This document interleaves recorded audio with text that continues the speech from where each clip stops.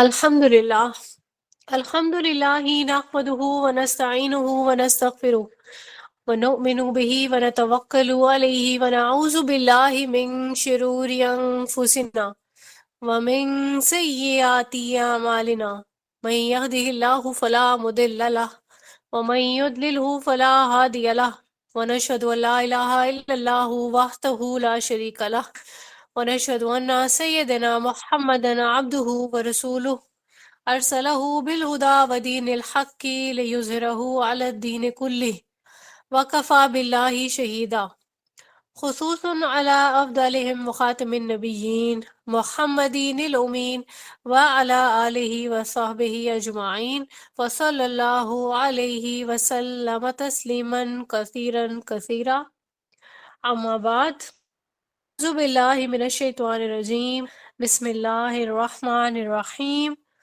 رب اشرح لی صدری ویسر لی امری واحلل عقدۃ من لسانی یفقہوا قولی رب یسر ولا تعسر وتمم بالخیر آمین ثم آمین 17th پارہ آج سٹارٹ کریں گے انشاءاللہ ہم، اور اس پارے میں ہم 2 صورتیں پڑھیں گے، جس میں ایک تو سورہ ہے سورہ الانبیاء، اور اس میں ہم 7 رکوع جو ہے وہ دیکھیں گے ہم انشاءاللہ، اور دوسری سورہ سورہ حج ہے جو کہ 10 رکوع پر مشتمل ہے۔ سورہ الانبیاء میں اس کا نام الانبیاء ہے، تو یہاں پہ انبیاء کرام کا ذکر کیا گیا ہے اللہ تعالیٰ کی طرف سے۔ اس میں سورہ حج میں ہم دیکھتے ہیں کہ قیامت کا بھی تذکرہ ہے، اور حج کے جو احکامات ہیں ان کا بھی تذکرہ ہے۔ تو ابھی ہم سٹارٹ کرتے ہیں انشاءاللہ سورۃ الانبیاء۔ اس میں پہلا جو رکوع ہے اس میں آیت نمبر 1 سے لے کے 10 تک کی آیات شامل ہیں۔ اس رکوع کا ٹائٹل ہے قرآن میں تمہارا بھی ذکر ہے غور تو کرو۔ اچھا، یہ جو ٹائٹل ہے یہ اس رکوع کی آیت نمبر 10 سے لیا گیا ہے۔ اب یہاں جو رکوع سٹارٹ ہو رہا ہے تو حساب کتاب کا جو ورڈ یوز کیا گیا ہے، یعنی قیامت کا، کہ قیامت قریب آ چکی ہے۔ لوگوں کا حساب کتاب کا جو وقت ہے وہ کون سا ہوگا؟ جب قیامت لگے گی، عدالت لگے گی، حساب کتاب طے ہوگا۔ ٹھیک ہے، تو یہاں پہ تیاری کی طرف توجہ دلائی گئی ہے اللہ تعالیٰ کی طرف سے کہ انسان اس تیاری سے غافل ہے۔ آیت نمبر 2 اور 3 میں مشرکین مکہ کو مخاطب کیا گیا ہے کہ وہ جس طرح سے رسول اللہ صلی اللہ علیہ وآلہ وسلم پر اور قرآن کریم پر اعتراضات کرتے رہتے تھے۔ ٹھیک ہے، کبھی تو وہ اللہ تعالیٰ کے کلام کو ہنسی مذاق کی طرح لیتے اور آپس گوسپس کرتے تھے، اور پھر رسول اللہ صلی اللہ علیہ وآلہ وسلم پر بلیمز لگاتے کہ یہ انسان رشتے نہیں ہیں، ٹھیک ہے، یا کچھ بھی، یا پھر کبھی کہتے کہ وہ جادوگر ہیں۔ تو یہاں پہ ان کی مخاطبت ان کی طرف جو ہے وہ کی گئی ہے۔ تو رسول اللہ صلی اللہ علیہ وآلہ وسلم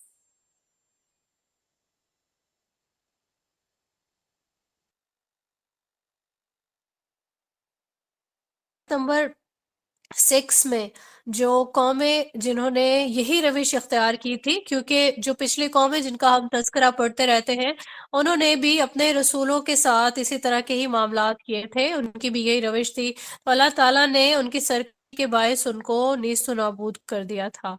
آیت نمبر 7 اور 8 میں اللہ تعالیٰ نے فرمایا ہے کہ پہلے بھی آپ کی ہدایت کے لیے، یعنی انسانیت کی ہدایت کے لیے فرشتے نہیں آئے تھے، بلکہ انسانوں کو ہی بھیجا گیا تھا رسول بنا کے، اور ان انسانوں کی جو ریکوائرمنٹس تھیں وہ بھی ساری عام انسانوں والی ہی تھیں، سب کی اولادیں تھیں، وہ کھاتے پیتے تھے، اور پھر ان کے انسانوں والے ہی تھے۔ تو یہ چیز یہاں پہ ڈسکرائب کی جا رہی ہے اللہ تعالیٰ کی طرف سے۔ آیت نمبر 10 ہے جس میں فرمایا جا رہا ہے کہ یہ وہ کتاب جو نازل فرمائی گئی ہے اللہ تعالیٰ کی طرف سے، تو اس میں تمہارا ذکر بھی ہے، کیا تم غور نہیں کرتے؟ تو قرآن کریم میں اللہ تعالیٰ نے 3 قسم کے لوگوں کا کیریکٹر بیان کیا ہے۔ ایک طرف تو وہ لوگ ہیں جو کہ حق کا پورا پورا ساتھ دیتے ہیں، باطل کے خلاف ڈٹ کر کھڑے ہو جاتے ہیں۔ اس کے برعکس جو دوسری کیٹیگری ہے وہ کون سی ہے؟ حق کی کھلم کھلا مخالفت کرنے والے لوگ، और तीसरे नंबर पे आते हैं मुनाफिकीन। अब मुनाफिकीन क्या करते हैं? इधर भी हो जाते हैं, हक का साथ देने वालों के साथ भी हो जाते हैं, जब उनको वहां से फायदा नजर आए, और इधर जब उनको यहाँ से फायदा नहीं मिल रहा और मुखालिफिन की तरफ से कुछ एडवांटेज मिल रहा है तो वो उधर हो जाते हैं। ठीक है, तो यहाँ पे एक सवालिया निशान है हर एक के लिए कि हम कहाँ पर फॉल कर रहे हैं। यहाँ पे हम सबको एहतसाब की जरूरत है। क्या हमारा किरदार हक क्या साथ देने वालों के साथ है या फिर मुनाफिकीन? मुनाफिकीन अब ज़रूरी नहीं है कि जिस तरह से रसूलुल्लाह सल्लल्लाहु अलैहि वसल्लम के दौर में जो मुनाफिकीन होते थे, ठीक है, इधर भी बैठ गए, फिर उसके बाद उनके मुखालिफिन के साथ भी बैठ गए। मुनाफ़िकत ये भी है कि इंसान की जो नमाज है, उसका जो माल जो वो खर्च कर रहा है, कहीं वो दुनिया को दिखाने के लिए तो नहीं कर रहा। ठीक है, तो अल्लाह ताला की खातिर अगर कभी जान कुर्बान करने की बारी आएगी तो क्या वो कुर्बानी देगा? ठीक है, या फिर वो अपने माल से मोहब्बत करने लगता है। तो ये सारी चीज़ें हैं जिससे इंसान अपना एहतसाब कर सकता है, तो हर इंसान को एहतसाब की ज़रूरत है।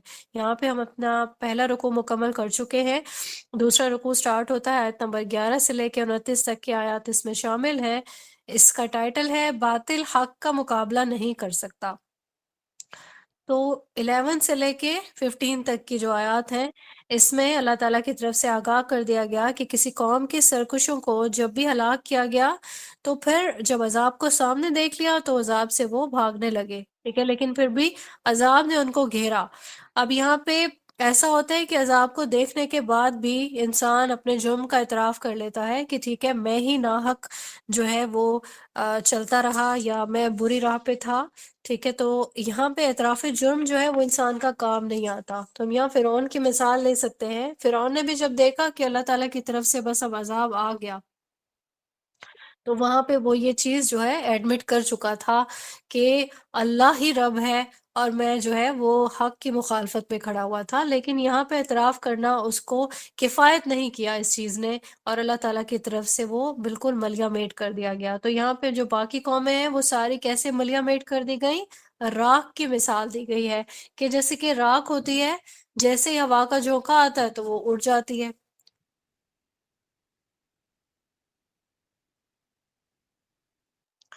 आयत नंबर 16 है जिसमें आसमान और ज़मीन को और उनके दरमियान में जो कुछ भी है उसकी तख्लीक का जो मकसद है वो बयान किया गया है। अब ये खेल तमाशे से इसको तशबीह नहीं दी जा सकती कि लोग आए अपनी ज़िंदगी में उन्होंने जो भी इंजॉय करना था, जो कुछ भी पाना था करके और फिर चले गए। अगर अल्लाह ताला चाहता तो इसको खेल बना सकता था। अल्लाह ताला के लिए ये चीज़ भी मुश्किल नहीं है।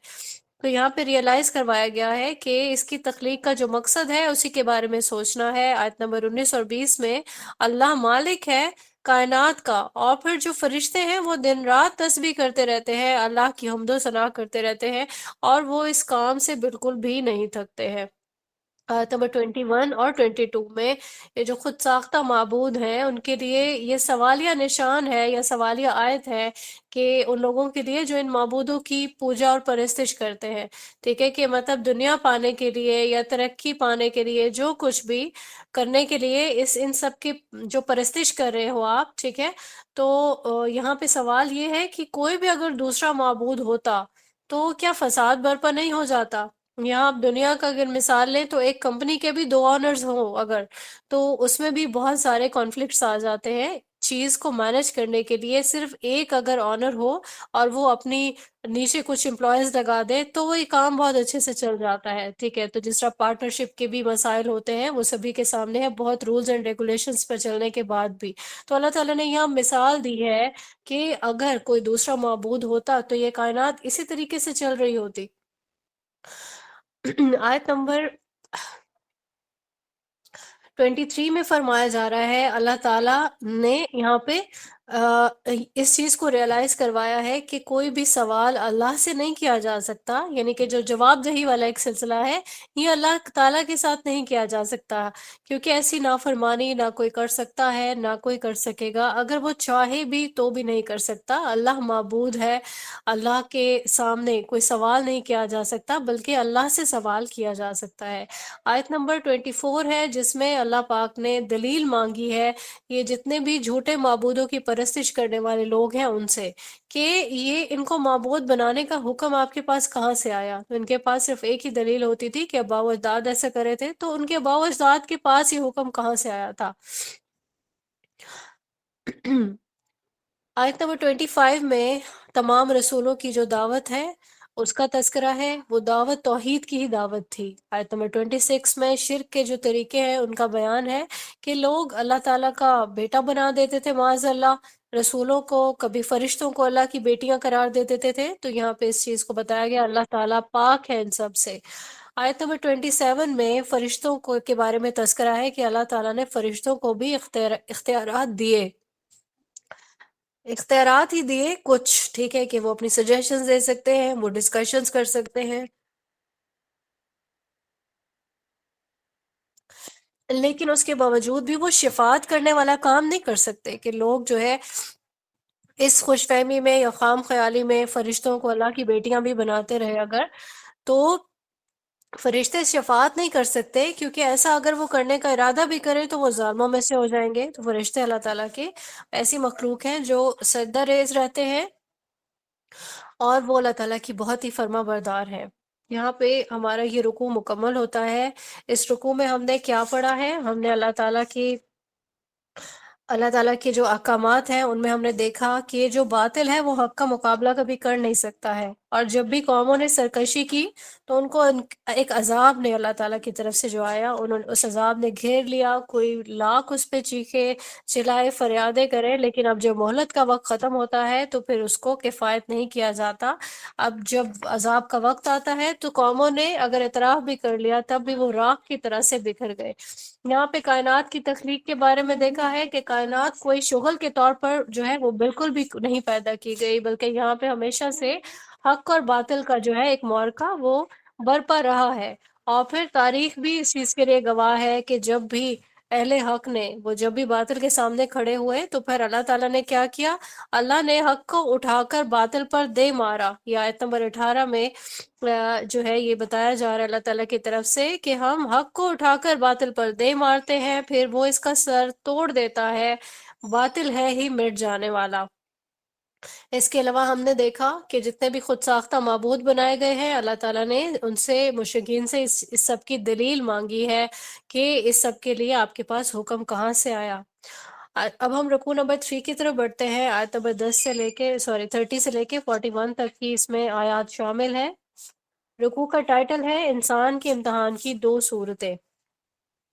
یہاں پہ ہم دیکھتے ہیں کہ کون کون سی دو صورتیں ہیں۔ آیت نمبر 30 میں ایک جو ہم پڑھتے آ رہے ہیں دنیا کی جو سائنسدانوں کے اکارڈنگ ایک بگ بینگ تھیوری ہے، جو کہ زیادہ تر لوگوں نے اس کے بارے میں پڑھا ہوگا کہ ایک ہی جو زمین ایک بہت بڑا مطلب سیارچے بننے سے پہلے ستارے، سورج، چاند، یہ ایک بہت بڑا آگ کا گولا اور یہ سب کچھ۔ تو یہاں پہ ہمیں دلیل یہ ملتی ہے اللہ تعالیٰ کی طرف سے آیت نمبر 30 میں کہ آسمان اور زمین بند تھے۔ اب بند سے ہم اس چیز کا وہ کر سکتے ہیں، تھوڑا سا آئیڈیا لے سکتے ہیں کہ آسمانوں اور زمین کی تخلیق سے پہلے کے کیا معاملات تھے، پھر اس کے بعد تقسیم ہوئی۔ 31 آیت میں اللہ پاک نے نعمتوں کا ذکر کر دیا، جیسے کہ پہاڑ ہے، جیسے کہ راستے ہیں۔ 32 میں آسمان کا جس کو چھت اللہ تعالیٰ نے بنا دیا، پھر سورج ہے، چاند اور دن رات کی تخلیق ہے 33 آیت پہ جیسے بتایا جا رہا ہے، اور 34 میں دنیا کی جو عارضی زندگی ہے اس کے بارے میں بتایا جا رہا ہے کہ اگر ابدی ہوتی تو آپ صلی اللہ علیہ وآلہ وسلم کو بھی اللہ تعالیٰ موت نہیں دیتے بلکہ آپ بھی حیات ہوتے۔ اب یہاں یہ جو تقسیم ہے کائنات کی یہ کس طریقے سے ہوئی؟ آسمان اور زمین الگ الگ ہو گئے، پھر اس کے بعد ہم پہلے بھی آیات میں پڑھتے آ رہے ہیں کہ زمین جو ہے وہ ٹھنڈی ہوئی، ٹھیک ہے، یعنی کہ پہلے گرم تھی پھر ٹھنڈی ہوئی، سکڑ گئی۔ اور یہ تقسیم کیسے ہوئی؟ سورج میں، چاند میں، ستاروں میں، سیاروں میں، ٹھیک ہے۔ تو یہ اللہ تعالیٰ کی طرف سے ہی یہ ساری چیزیں ارینج کی گئی ہیں، اور پھر یہ کائنات آج ہمارے سامنے موجود ہے، جس کی آج تک پوری طریقے سے تحقیق بھی نہیں ہو سکی ہے کہ اللہ تعالیٰ کی تخلیق میں اور کتنی چیزیں شامل ہیں۔ پھر اس کے بعد 35 آیت کی طرف بڑھتے ہیں، جہاں پہ موت کی حقیقت جو ہے بیان کی گئی ہے کہ ہر جاندار کو موت کا مزہ چکھنا ہے۔ यानी मौत की जो हकीकत है, इसको कोई रोक नहीं सकता है। अब जितनी भी नेमतें अल्लाह ताला ने इंसान को दे दी हैं दुनिया में रहने के लिए, इनसे वो फ़ायदा ले रहा है, लेकिन ये फ़ायदा भी आर्ज़ी है। मौत के बाद ये सब चैप्टर क्लोज़ हो जाएगा। अब ये दुनिया में अल्लाह ताला ने ये सारी नेमतें दी क्यों? क्योंकि अल्लाह ताला इन चीज़ों के ज़रिए से इंसान का टेस्ट करते हैं। जब अल्लाह ताला नेमत देते हैं, तो देखते हैं कि इंसान अल्लाह का शुक्र कर रहा है या नहीं। और कभी-कभार अल्लाह ताला वो नेमत आपसे ले भी लेते हैं, तो ये भी सब्र का एक इम्तिहान होता है। और मोमिन से अल्लाह ताला यही 2 चीज़ें एक्सपेक्ट करते हैं कि जब भी उस पे मुसीबत आएगी, तो वो सब्र करेगा, नेमत दी जाएगी तो वो शुक्र करेगा, ठीक है? अल्लाह से शिकवा शिकायत नहीं कर सकता कोई भी मोमिन। ये उसका टेस्ट है कि वो इस टेस्ट में कैसे पास होता है।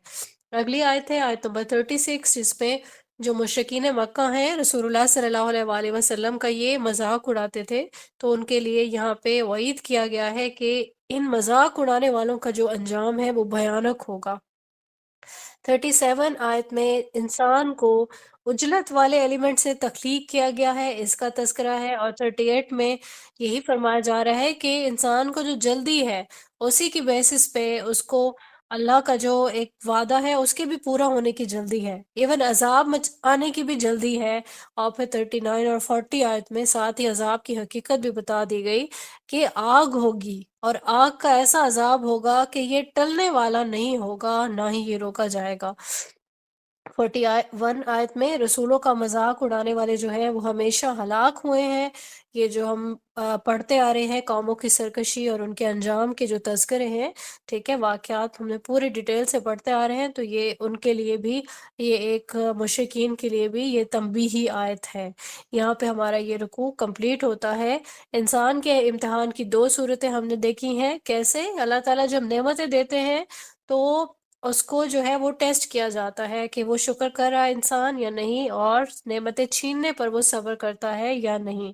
इसके अलावा हमने अल्लाह ताला की नेमतों के और कुदरत के जो असकार हैं वो देखे, कैसे अल्लाह ताला ने आसमान और ज़मीन की जो तख्लीक की, बहुत ही शॉर्ट एक जो आयत में इसकी बताई गई है तक़सीम कैसे हुई, ठीक है। नेमतों में जो अल्लाह ताला की तख्लीक में जो चीज़ें आती हैं, पहाड़ हैं, रास्ते हैं, आसमान को अल्लाह ने छत बना दिया, ठीक है। तो ये आर्ज़ी ज़िंदगी में जितनी भी नेमतें अल्लाह ताला ने दी, ये उसमें फ़ायदा उठाने का ही यही वक़्त है। इसके बाद जो है ये सारी चीज़ें ख़त्म हो जाएँगी और फिर इंसान ने मौत का मज़ा चखना है।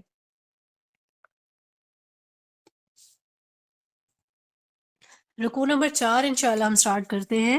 आयत नंबर 42 से लेके 50 तक की आयत इसमें शामिल है। इसका टाइटल है राई की दाने के बराबर भी अमल अगर होगा तो हिसाब होगा।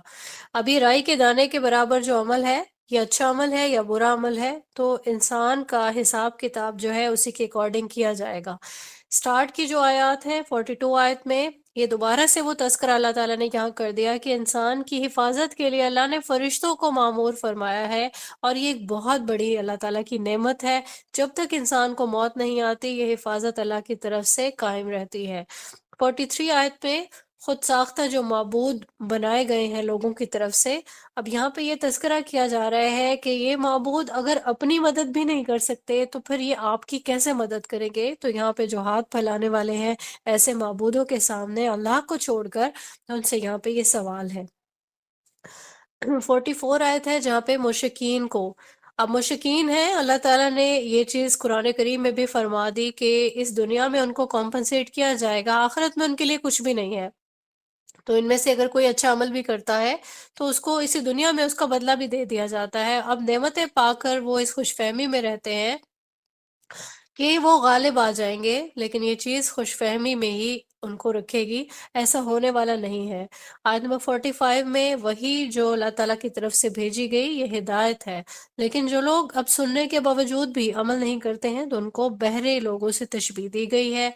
46 आयत है जिसपे अल्लाह ताला ने एक चीज़ जो रस्सी है अल्लाह ताला की, उसको खींच लेने की तरफ तवज्जो दिलाई है कि अल्लाह ने जो ढील दी है, अगर अल्लाह ताला ने वो ढील देनी छोड़ दी, तो फिर क्या होगा? कोई अगर तड़पता भी रहेगा, तो उसके अलावा वो कुछ कर नहीं पाएगा।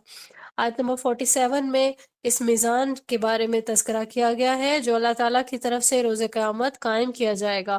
اب میزان کا مطلب کیا ہے؟ جس کو ہم ترازو بولتے ہیں، عدالت، ٹھیک ہے، عدالت جس میں فیصلے کیے جاتے ہیں، تو یہ اللہ کی عدالت ہوگی۔ یہاں پہ ایک ترازو ہوگا جس میں عملوں کو تولا جائے گا، اب برے اعمال بھی ہوں گے، اچھے اعمال بھی ہوں گے، حساب وہاں پر بالکل ٹھیک ہوگا، جیسے آج ہم کہتے ہیں کہ ڈیجیٹل بیلنس ہو، تاکہ حساب جو ہے ویٹ بالکل ٹھیک آئے۔ اب آپ سوچیں کہ دنیا کے ڈیجیٹل بیلنس اگر اتنا ایکوریسی سے ویٹ جو ہے وہ کر لیتے ہیں، تو پھر اللہ کا جو بیلنس ہوگا وہ میزان کیسے قائم ہوگا؟ وہ ایگزیکٹلی وہی کچھ ہوگا جو ہم نے کیا ہوگا۔ یہاں پہ کسی کے ساتھ ظلم نہیں کیا جائے گا۔ اعمال اگر نیکی والے ہیں تو وہ پراپرلی اس کو تولا جائے گا، اور برائی والے، بدی والے جو اعمال ہیں ان کو بھی پراپرلی تولا جائے گا۔ 48 آیت ہے، یہاں پہ حضرت موسیٰ علیہ السلام اور حضرت ہارون علیہ السلام کو جو کتاب دی گئی ہے، یعنی کہ تورات کا ذکر ہے، یہ حق اور باطل میں فرق کرنے والی اور روشنی اور نصیحت تھی، اور اس سے متقی ہدایت حاصل کرتے تھے۔ ٹھیک ہے، متقی کون ہوتے ہیں؟ جو تقوی اختیار کرتے ہیں، جو اللہ سے ڈرتے ہیں۔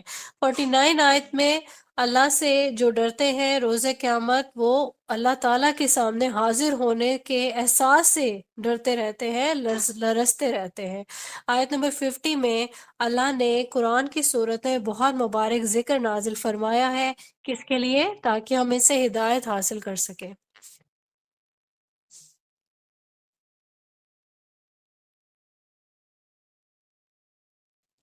اگلا رکوع سٹارٹ ہوتا ہے رکوع نمبر 5، جس میں 51 سے لے کے 75 تک کی آیات ہیں۔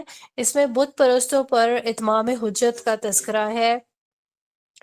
51 آیت میں اللہ پاک فرما رہے ہیں کہ جیسے حضرت موسیٰ علیہ السلام کو سعادت بخشی گئی تھی، ٹھیک ہے، ہم نے تھوڑا سا حضرت موسیٰ علیہ السلام کے بارے میں تذکرہ ہم پڑھ چکے ہیں، آگے بھی انشاءاللہ اس کو ہم پڑھتے رہیں گے۔ کہیں پہ انیشیل واقعات ہے، کہیں پہ درمیان والی زندگی کے مرحلہ ہے، ٹھیک ہے، تو یہ ساری چیزیں انشاءاللہ ہم پڑھیں گے آگے بھی اور پڑھتے آ رہے ہیں۔ اسی طریقے سے جو حضرت ابراہیم علیہ السلام کا تذکرہ ہے وہ کیا گیا ہے، انہیں بھی اللہ پاک نے سعادت بخشی تھی۔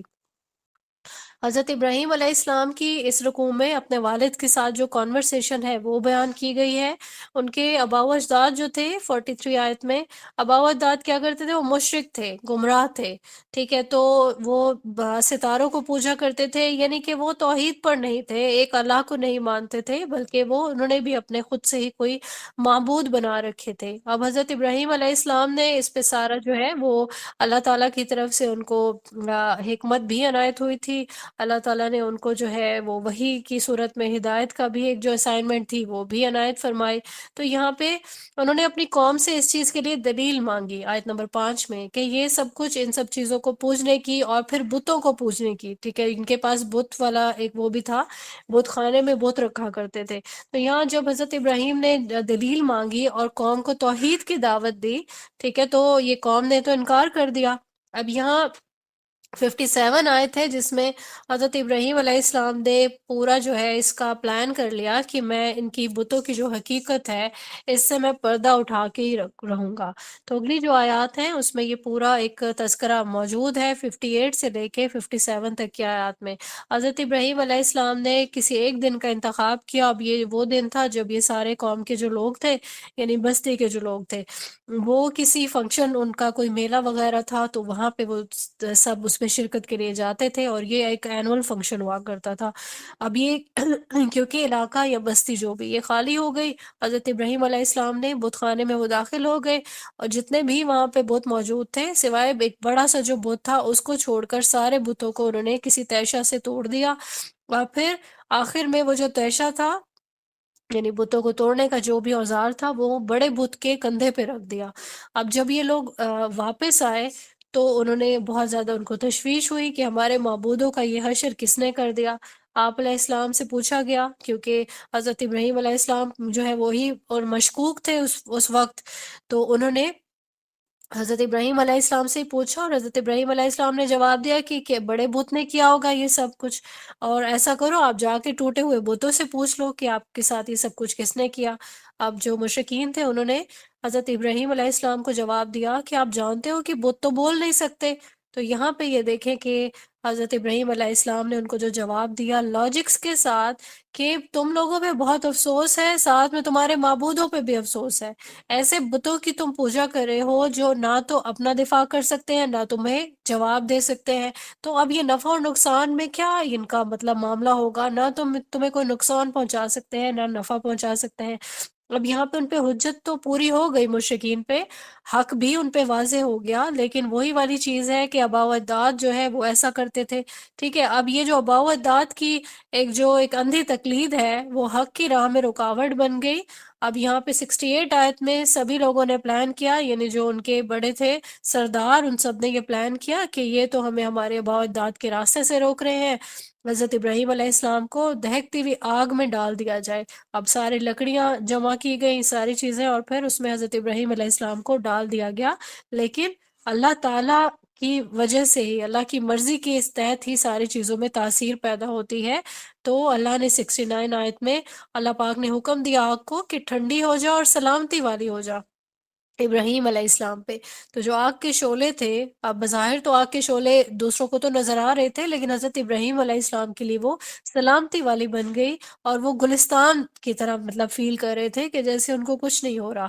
اور پھر یہاں پہ دیکھیں کہ جتنے لوگ یہ سازش کرنے والے تھے وہ سارے رسوا ہو گئے۔ 71 سے 75 تک جو تذکرہ آ رہا ہے وہ ہے حضرت اسحاق علیہ السلام اور حضرت یعقوب علیہ السلام، ان کو صالح اولاد فرمایا گیا ہے، ٹھیک ہے۔ اور پھر ان پر ایمان لانے والے حضرت لوط علیہ السلام کا، اور ہم نے پہلے یہ دیکھا حضرت لوط علیہ السلام اور حضرت ابراہیم علیہ السلام کا جو رشتہ ہے وہ آپس میں چچا اور بھتیجے والا ہے، تو ان کو حضرت لوط علیہ السلام کو بھی نبوت سے اور رسالت سے اللہ تعالیٰ کی طرف سے سرفراز کیا گیا۔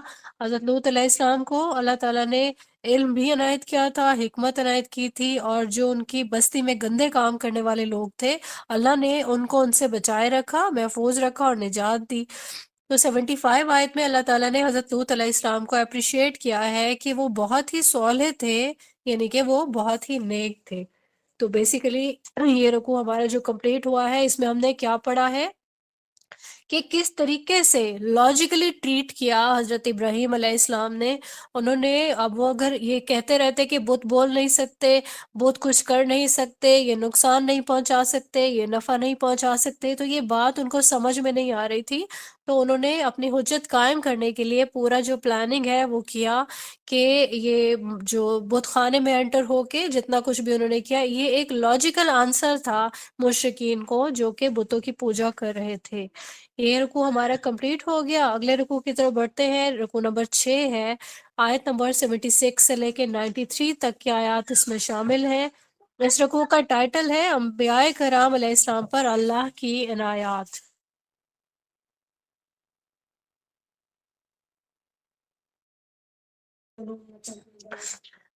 اب یہاں پہ جو آیات ہے اس میں ہم دیکھتے ہیں کہ جتنے بھی اہل ایمان تھے، ٹھیک ہے، جس طرح پچھلی جتنی بھی قومیں تھی، اہل ایمان کو اللہ تعالیٰ نے بچا لیا تھا، اور باقی ساری جو قومیں تھی وہ ہلاک ہو گئی تھی۔ کون کون سی قوموں کے بارے میں ہم نے پڑھا؟ حضرت نوح علیہ السلام کی قوم تھی، حضرت داؤد علیہ السلام کی تھی، حضرت سلیمان علیہ السلام کی قوم تھی، ٹھیک ہے۔ اچھا، اگلے جو آیات ہیں اس میں ہم دیکھتے ہیں کہ کیا تذکرہ، کون کون سے انبیاء ہیں جن کا تذکرہ کیا جا رہا ہے۔ تو اس کو ہم ایک ایک کر کے دیکھتے ہیں، کیسے حضرت نوح علیہ السلام کی جو قوم تھی اللہ تعالیٰ نے ان کو ہدایت کے ساتھ بھیجا، پھر اس کے بعد کیا ہوا، حضرت نوح علیہ السلام نے دعا کی اللہ تعالیٰ سے، اللہ نے ان کی دعا کو قبول کیا، اور پھر ان کو نجات دی، ان کے گھر والوں کو، جتنے بھی لوگ اہل ایمان تھے ان سب کو اللہ پاک نے نجات دے دی، اور پھر جتنے بھی قوم کے سرکش لوگ تھے وہ سارے کے سارے غرق ہو گئے، ہلاک ہو گئے۔ اس کے بعد 78 آیت ہے جس میں حضرت داؤد علیہ السلام کا تذکرہ ہے، حضرت داؤد علیہ السلام اور حضرت سلیمان علیہ السلام۔ اللہ تعالیٰ نے ان کو بھی بہت سارے معجزات دیے تھے، بہت ساری نعمتیں دی تھی۔ اب یہاں پہ ہوا یہ کہ حضرت داؤد علیہ السلام اور حضرت سلیمان علیہ السلام، اللہ نے ان کو نبوت کے ساتھ ساتھ بادشاہت بھی عنایت کی تھی، ٹھیک ہے۔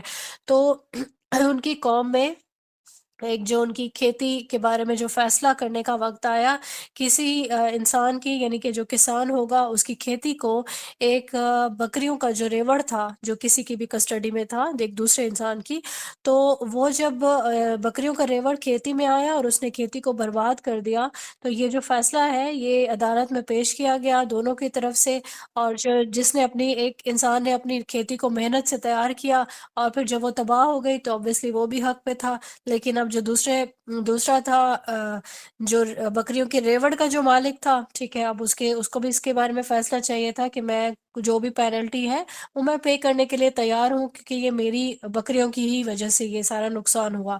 اللہ تعالیٰ نے حضرت سلیمان علیہ السلام کو اس فیصلے کا فہم عنایت فرما دیا، تو حضرت سلیمان علیہ السلام نے اس مسئلے کا ایک سولوشن بتایا کہ بکریاں جو ہیں وہ کھیتی والے کو عارضی طور پر دے دی جائیں، جس سے وہ اپنا نقصان کمپنسیٹ کرے۔ کیسے کرے گا؟ ان کا دودھ جو ہے وہ لے گا اور اس سے فائدہ اٹھائے گا، اور بکریوں کا جو مالک ہے وہ کیا کرے گا؟ وہ کھیتی پہ محنت کرے گا، اس میں ہل چلا کے بیج بو کے کھیتی اور فصل کو تیار کر دے گا، اور جیسے ہی فصل تیار ہوگی وہ اپنی بکریاں واپس لے سکتا ہے اور مالک کو اس کی کھیتی اس کے سپورٹ کر سکتا ہے۔ اللہ تعالیٰ کی طرف سے یہ بہت اچھی اور حکمت والا علم جو ہے وہ عنایت کیا گیا تھا حضرت سلیمان علیہ السلام کو، جو اس وقت شہزادے تھے۔ اب ایک اور اسپیشلٹی تھی حضرت داؤد علیہ السلام کو جو اللہ تعالیٰ نے عنایت فرمائی، ان کو کیونکہ زبور ملی تھی اللہ تعالیٰ کی طرف سے، تو وہ زبور کو بڑی پیاری آواز میں تلاوت کیا کرتے تھے۔ اس قدر ان کی دلکش آواز جو ہے وہ بتائی جاتی ہے کہ جب وہ پہاڑوں میں اس کی تلاوت کیا کرتے تھے تو پرندے بھی ساتھ میں ہی شامل ہو جاتے تھے، اور جو پہاڑ ہوتے، ٹھیک ہے، وہ بھی وجد میں آ جاتے تھے، یعنی کہ وہ بھی اس سے بہت ایک امپریسو ان کی ایک تلاوت ہوا کرتی تھی۔ اللہ پاک ہم سب کو بھی ایسی ہی تلاوت کرنے اور شوق سے قرآن کریم کو پڑھنے کا جذبہ ہے وہ عنایت فرمائے، اور جو اس کے پڑھنے کا حق ہے اور جو اس پہ عمل کرنے کا حق ہے وہ بھی اللہ تعالی ہم سب کو عنایت فرمائے، آمین ثم آمین۔ یہاں ہم دیکھتے ہیں آیت نمبر 80 میں ایک جو زرہ جو بنتی ہے، جنگی ایک لباس کہا جاتا ہے اس کو، زرہ کیا کرتی ہے کہ جب بھی جنگ میں ایسا لباس پہن کے یعنی کہ زرہ پہن کے کوئی جاتا ہے تو پھر وہ نیزوں سے، تلواروں سے، تیروں سے جس نے بھی پہنی ہوتی ہے وہ حفاظت کرتی ہے۔ تو اللہ تعالیٰ نے یہ والی اسپیشلٹی بھی حضرت داؤد علیہ السلام کو عنایت فرمائی، انہوں نے زرہ کو بنانے کا طریقہ بتایا تھا۔ 81 آیت میں حضرت سلیمان علیہ السلام کی ایک اسپیشلٹی جو اللہ تعالیٰ کی طرف سے موجزانہ طور پر ان کو ملی وہ فرمائی جا رہی ہے۔ حضرت سلیمان علیہ السلام کے پاس کیونکہ ہم جانتے ایک تخت تھا، تو جب بھی وہ اپنے تخت پہ سوار ہوتے ہوا کو حکم دیتے تھے کہ اس رخ جانا ہے، اور ہوا اللہ تعالیٰ کے حکم سے حضرت سلیمان علیہ السلام کے تابع ہو جاتی، اور پھر وہ جس طرف جاتے وہ چاہتے وہ چلے جاتے تھے۔ اور پھر ایک اور بھی اسپیشلٹی کا تذکرہ ہے، جنات اور شیاطین یہ بھی جو ہے یہ مسخر کیے گئے تھے اللہ تعالیٰ کی طرف سے۔ حضرت سلیمان علیہ السلام کو وہ حکم دیتے کہ جنات کو کہ آپ نے جو ہے سمندروں سے چیزیں نکال کے لانی ہے۔ کون کون سی چیزیں ہو سکتی ہیں؟ جو بھی قیمتی چیزیں ہیں سمندر کی تہ میں سے، وہ موتی ہو سکتے ہیں، قیمتی پتھر ہو سکتے ہیں، یعنی جو بھی ایسی چیزیں جو قیمتی ہوں۔ اور پھر جو کنسٹرکشن کا جو کام تھا وہ بھی جنات سے حضرت سلیمان علیہ السلام کروا لیا کرتے تھے، پرندوں کی بولیاں بھی وہ جانتے تھے، یہ انشاءاللہ آگے ہم پڑھیں گے اس کے بارے میں۔ اس کے بعد حضرت ایوب علیہ السلام کا تذکرہ سٹارٹ ہوتا ہے آیت نمبر 83 سے۔ حضرت ایوب علیہ السلام کا صبر ہم بچپن سے سنتے آ رہے ہیں کہ صبر ایوب کی ایک مثال ہے نا، کہ حضرت ایوب جیسا صبر کہ اللہ نے ان کو ایک ایسی آزمائش میں مبتلا کیا تھا کہ ایک ایسی ان کو بیماری لاحق ہو گئی کہ جس کی وجہ سے ان کے جسم میں بتایا جاتا ہے کیڑے پڑ گئے تھے، ان کے جسم سے اسمیل آتی تھی، اور جو ان کی سکن تھی وہ پھوڑے اور پھنسیوں کی وجہ سے وہ گلنے لگی تھی، اور یہی وجہ تھی کہ جتنے بھی ان کی اولاد تھی وہ چھوڑ کے ان کو چلی گئی تھی۔ اور پھر انہوں نے بہت بیماری کو جب جھیل لیا تو ان کی صرف ان کی زوجہ ان کے پاس رہ گئی، اولاد اور سب کچھ ان کو چھوڑ کے چلے گئے، مال و دولت ان کے پاس بہت زیادہ تھا وہ بھی ختم ہو گیا۔ تو اللہ سے پھر انہوں نے دعا کی کہ اللہ تعالیٰ مجھے اس آزمائش میں نے صبر کیا ہے تو اللہ تعالیٰ مجھے اب جو ہے وہ اس سے نجات عنایت فرمائے۔ اللہ تعالیٰ نے ان کی صبر کی بدولت ان کو نہ صرف نجات عنایت فرمائی بلکہ پھر ان کے اہل خانہ میں اضافہ کیا، یعنی کہ مزید اولاد بھی ان کو عنایت فرمائی، اور اللہ تعالیٰ کی طرف سے یہ ان کے صبر کی بدولت ایک خاص رحمت تھی۔ اس کے بعد صبر میں جو تذکرہ کیا گیا ہے وہ 85 آیت میں حضرت اسماعیل علیہ السلام اور حضرت ادریس علیہ السلام اور حضرت ذوالکفل علیہ السلام، ان کا تذکرہ ملتا ہے کہ یہ بھی صابرین میں سے تھے، اور ان کو صالحین بتایا گیا ہے اللہ تعالیٰ نے 86 آیت میں۔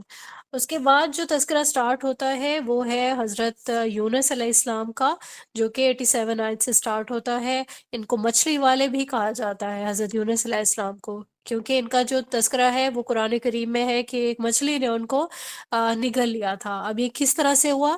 حضرت یونس علیہ السلام کو ایک قوم پر مبعوث کیا گیا تھا، اور پھر یہ قوم جو ہے انہوں نے بھی توحید کی دعوت دی، اور بہت زیادہ جس طرح سے محنت کا ایک حق ہوتا ہے محنت کی، لیکن یہ ہوا کہ قوم جو ہے وہ بالکل بھی صحیح راستے پر نہیں آئی، اور یہ حضرت یونس علیہ السلام نے اللہ تعالیٰ کا حکم آنے سے پہلے ہی قوم سے تنگ آ کے اپنی قوم کو چھوڑ دیا اور ہجرت کر لی۔ تو اللہ تعالیٰ کا کیونکہ حکم نہیں آیا تھا، اللہ نے پھر ان کو ایک آزمائش میں مبتلا کیا، ایک مچھلی نے ان کو نگل لیا۔ پھر انہوں نے اس چیز کو ریئلائز کرتے ہوئے اللہ تعالیٰ سے توبہ طلب کی، معافی مانگی، اللہ سے دعا کی۔ انہوں نے کیا فریاد کی تھی جو ہم اپنی ڈیلی روٹین میں بھی پڑھ رہے ہوتے ہیں، دعا، لا الہ الا انت سبحانک انی کنت من الظالمین، اے اللہ تیرے سوا کوئی معبود نہیں، تو پاک ہے، بے شک میں ہی ظالموں میں سے تھا۔ اللہ تعالیٰ نے 88 آیت میں ان کی فریاد سنی، اور مچھلی نے ان کو خشکی پر اگل دیا، یعنی کہ صحیح و سالم زندہ حالت میں اللہ تعالیٰ کی طرف سے یہ حکم ہوا مچھلی کو، ٹھیک ہے۔ یہاں پہ یہ جو واقعہ ہے یہ کمپلیٹ ہوتا ہے۔ اس کے بعد 89 آیت میں حضرت زکریا علیہ السلام کا تذکرہ ہے۔ اب حضرت زکریا علیہ السلام نے اللہ تعالیٰ سے دعا کی، ہم نے پہلے بھی اس کو پڑھا کہ حضرت زکریا علیہ السلام جو ہے وہ بوڑھے ہو چکے تھے، ان کی بیوی بھی بانجھ تھی، تو انہوں نے اللہ تعالیٰ سے چپکے چپکے اس چیز کے لیے دعا کی۔ سورہ مریم میں ہم نے یہ پڑھا کہ اللہ تعالیٰ مجھے اولاد سے نوازے، ٹھیک ہے۔ ہم نے ان کی بیوی کو اللہ تعالیٰ نے ٹھیک کر دیا، ٹھیک ہے، ان کا جو بانجھ پن تھا وہ درست کر دیا، اور اللہ تعالیٰ نے ان کی دعا قبول کرنے کے بعد ان کو حضرت یحییٰ جیسا پاکیزہ بیٹا عنایت فرمایا۔ اب اس کو ایک معجزہ کہا جاتا ہے، کیونکہ آخری عمر میں اور بانجھ بیوی سے اللہ تعالیٰ نے یہ معجزانہ طور پر ان کو یہ اولاد عطا فرمائی۔ دوسرا معجزہ جو ہے وہ حضرت عیسیٰ علیہ السلام کی پیدائش ہے، آیت نمبر 91 میں اللہ تعالیٰ نے یہ معجزانہ طور پہ حضرت مریم علیہ السلام، جو کہ بغیر شادی کے، بغیر کسی مرد کے چھوئے، ایک معجزانہ طور پر حضرت عیسیٰ علیہ السلام کو ان کے بطن سے ہی پیدا کیا، اور رہتی دنیا تک نشانی بنا دیا اس چیز کو۔ تو یہ جو تمام انبیاء ہیں اللہ تعالیٰ کی عبادت کرتے تھے، نیکیوں میں سبقت لے جاتے تھے۔ اللہ تعالیٰ سے ہمیں بھی دعا کرنی، اللہ تعالیٰ ہمیں بھی نیکیوں میں سبقت کرنے والی توفیق ضرور عنایت فرمائے، آمین ثم آمین۔ اب یہاں پہ جو 92 آیت ہے، امت کو بندگی کا حکم یہاں پہ ملتا ہے، اور 93 آیت میں امت کی تقسیم ہونے کا تذکرہ ہے کہ جو بھی انسان اس تقسیم پہ بلیو کرتا ہے کہ اللہ تعالیٰ کا ایک قرآن، ٹھیک ہے، جو نازل کیا گیا آخری کتاب ہے، اس پہ سٹیمپ ہے، اور اسی پر ہی ایمان رکھنا ہے، آخری نبی رسول اللہ صلی اللہ علیہ وآلہ وسلم، ان کا طریقہ حدیث کی صورت پہ موجود ہے، اس کے باوجود بھی جو امت ہے وہ تقسیم ہونے کے جو ہے وہ اس کا تذکرہ ہے کہ تقسیم ہو گئی ہے، تو انسان جو ہے وہ لوٹ کے اللہ کی طرف ہی جائے گا، اس چیز کو ریئلائز کروایا گیا ہے۔ انبیاء کرام کی عنایات ہم نے اس رکوع میں پڑھی ہیں، جن انبیاء کا تذکرہ کیا گیا ان کا تھوڑا تھوڑا جو ہے احوال بھی بیان کیا گیا ہے۔ حضرت نوح علیہ السلام کا، حضرت داؤد علیہ السلام، حضرت سلیمان علیہ السلام، حضرت ایوب علیہ السلام، حضرت اسماعیل علیہ السلام، حضرت ادریس اور حضرت ذوالکفل علیہ السلام کا تذکرہ ہے، اور پھر حضرت یونس علیہ السلام کا بھی تذکرہ جو ہے وہ ہم نے اس کو اچھے سے ڈیٹیل میں دیکھا، حضرت زکریا علیہ السلام کے بارے میں دیکھا ہم نے، اور پھر حضرت عیسیٰ علیہ السلام کی پیدائش کے بارے میں دیکھا۔ یہ رکوع ہمارا مکمل ہوا، اور پھر ہم رکوع نمبر 7 پڑھیں گے انشاءاللہ، جس کا ٹائٹل ہے رسول اللہ صلی اللہ علیہ وآلہ وسلم تمام جہانوں کے لیے رحمت ہے۔ 94 آیت سے سٹارٹ ہوتا ہے، جس میں تذکرہ ہے کہ نیک لوگوں کو اللہ کی طرف سے جو ہے پورا کا پورا کمپنسیشن ملے گا، کیونکہ جتنے بھی لوگ ہیں ان سب کے اعمال کا رجسٹر اللہ تعالیٰ کی طرف لکھا جا رہا ہے، ایک ایک عمل کو نوٹ ڈاؤن کیا جا رہا ہے، تو سب کا صلہ بھرپور طریقے سے ملے گا انشاءاللہ۔ 95 آیت ہے، یہاں پہ بستیوں پر عذاب کا جب فیصلہ ہو جائے تو پھر وہ بستیاں برباد ہو جاتی ہیں اور اس کے بعد کبھی بھی وہ آباد نہیں ہوتی ہیں، یہ چیز بیان کی گئی ہے۔ 96 آیت ہے جس میں یاجوج ماجوج کا تذکرہ ہے۔ اچھا، یہاں پہ ہم دیکھتے ہیں کہ یہ جو یاجوج اور ماجوج ہے یہ قیامت سے پہلے کی ایک نشانی ہے۔ احادیث سے ہمیں اس کی ڈیٹیل ملتی ہے۔ یہ کچھ ایسی قوم ہوگی، بے تحاشا تعداد میں ہوں گے، اور پھر جو ہے یہ ان کا ظہور ہوگا پہلے اور پھر اس کے بعد قیامت آئے گی۔ تو اس کے بعد آتی ہے اگلی آیت جس میں 97 ہے، قیامت کے خوف کا تذکرہ ہے کہ اب جب بھی انسان خوف میں مبتلا ہوتا ہے تو کیا ہوتا ہے، اس کو اپنے سارے گناہ یاد آنے لگتے ہیں، اور جو کوئی بھی انسان غفلت کا شکار ہے اس کو اپنے گناہ یاد آنے لگیں گے۔ آیت نمبر 98 سے لے کے 100 تک جو آیات ہیں اس میں جہنم کے عذاب کا ذکر ہے۔ اب جو شرک کرنے والا ہے اس کے لیے جہنم ہے۔ ہم نے یہ چیز پڑھی تھی کہ شرک جو ہے وہ ظلم عظیم ہے، اور شرک کبھی بھی معاف نہیں کیا جائے گا۔ تو جو شرک کرنے والا انسان ہے جہنم بھی اس کا جو ہے مقدر بنے گی۔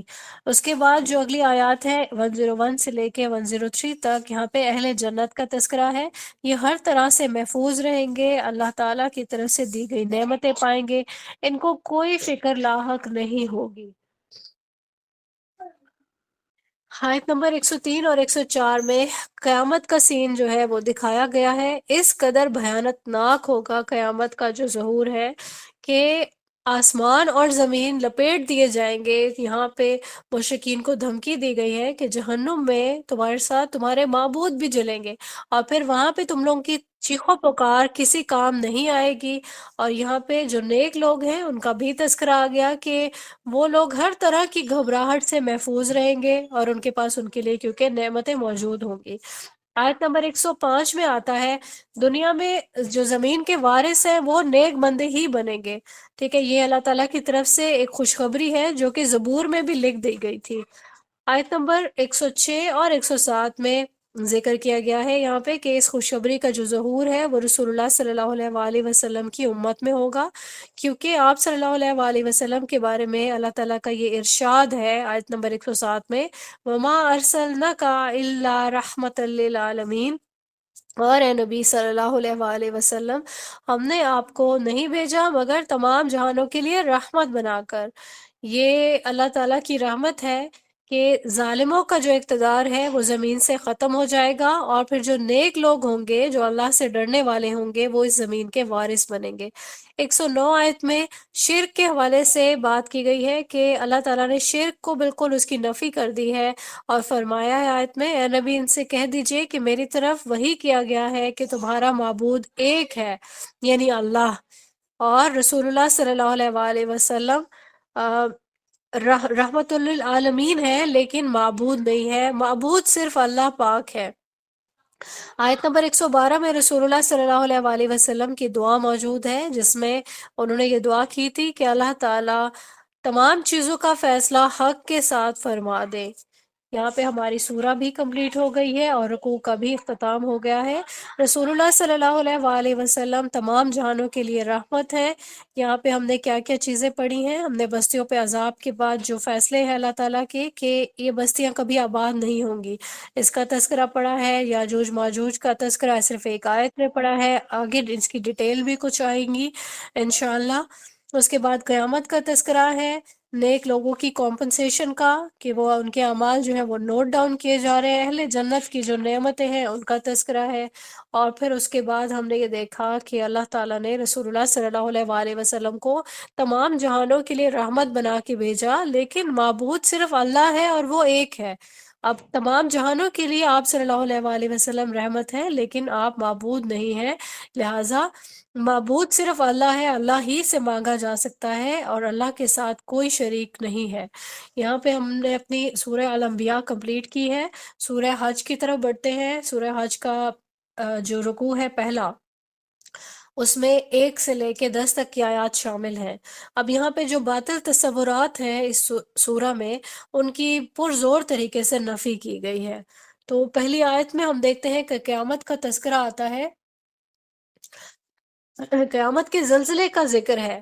اب یہ دیکھیں کہ اگلی آیات میں اس زلزلے کی شدت جو بیان کی گئی ہے وہ انسان کا دل ہلا دینے والی ہے، کہ ایک جو مدر ہے اس کی مثال دی گئی ہے کہ انسان کی جب بچہ پیدا ہوتا ہے تو اپنے بچے کو فیڈ کروانے کے لیے وہ کس قدر کیئرفل ہوتی ہے کہ میرا بچہ بھوکا نہیں رہ جائے، بہت کیئر کرتی ہے۔ لیکن یہ جو قیامت کے زلزلے کی شدت ہوگی، عورت ایسا کرے گی کہ اپنے بچے کو فیڈ کروانا بھول جائے گی، مطلب وہ سب کچھ بھول جانے کے مترادف ہے۔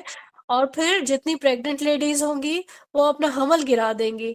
لوگوں کی سچویشن بتائی جا رہی ہے وہ دیوانے کی طرح سے نظر آئیں گے، حالانکہ وہ دیوانے نہیں ہوں گے۔ یہ عذاب کی شدت ہے جو انسان پہ حاوی ہو جائے گی، اور وہ اس طریقے سے اپنا جو حالات ہیں وہ اپنے پیش کرنے لگے گا۔ اس کے بعد تیسری اور چوتھی جو آیت ہے اس میں اللہ کی معرفت حاصل کرنے کا جو امپورٹنس ہے، یعنی کہ اس کا جو علم ہے اللہ کی معرفت کا، اس کو حاصل کرنے کی امپورٹنس بتائی گئی ہے کہ اگر تو انسان اللہ کی معرفت یعنی اللہ کی پہچان نہیں کرتا تو پھر وہ گمراہ ہو جاتا ہے، وہ جھگڑالو ہو جاتا ہے، اور ایسا انسان شیطان کے پیچھے چلنے لگتا ہے، اور شیطان جس طرف لے جائے وہ لے کے جا سکتا ہے، کیونکہ شیطان جو ہے انسان کے لیے گمراہی کا باعث بنتا ہے، تو گمراہ کرتے کرتے الٹیمیٹلی وہ انسان کو دوزخ میں لے جائے گا۔ آیت نمبر 5 میں اللہ تعالیٰ کی قدرت کے بارے میں جو لوگ شک کرتے ہیں ان کا بیان ہے۔ وہ کیا شک کرتے ہیں کہ اللہ تعالیٰ مرنے کے بعد کیسے زندہ کرے گا انسان کو۔